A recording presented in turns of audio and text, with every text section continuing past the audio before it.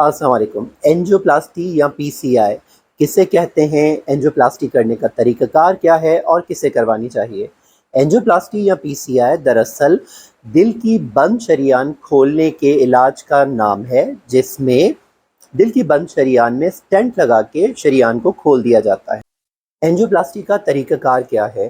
Angioplasty के लिए मरीज़ को कैथ लैब शिफ्ट करके मरीज़ के बाजू या टांग की बड़ी शरीयान के ज़रिए एक वायर पास किया जाता है। इस गाइड वायर की मदद से कैथेटर को मरीज़ की बड़ी शरीयान तक पहुंचाया जाता है। उसके बाद दिल की शरीयानों में डाई डाल के खून के बहाव को देखा जाता है और जहां ब्लॉकेज हो उसका तयन किया जाता है। उसके बाद ब्लॉक जगह पे ब्लॉक शरीयान में वायर के ज़रिए इन्फ्लेटेबल बलून के ज़रिए एक स्टेंट पहुंचाया जाता है। अब उस ब्लॉकेज पे बलून को इन्फ्लेट करके स्टेंट को पोजीशन में प्लेस कर दिया जाता है या रुकावट वाली जगह पे लगा दिया जाता है। उसके बाद वायर वापस खींच ली जाती है। इससे स्टेंट उस ब्लॉकेज वाली जगह पे रह जाता है और शरीयान पेटेंट हो जाती है, खुल जाती है।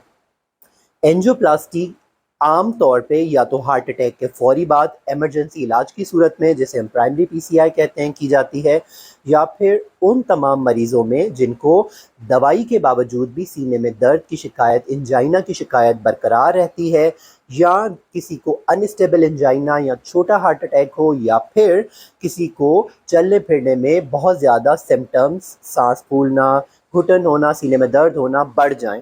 ऐसी सूरत हाल में मरीज़ों की एंजियोग्राफी करके रुकावट का तयन करके उनका इलाज प्लान किया जाता है और एंजियोप्लास्टी के ज़रिए शरीयान खोल दी जाती है।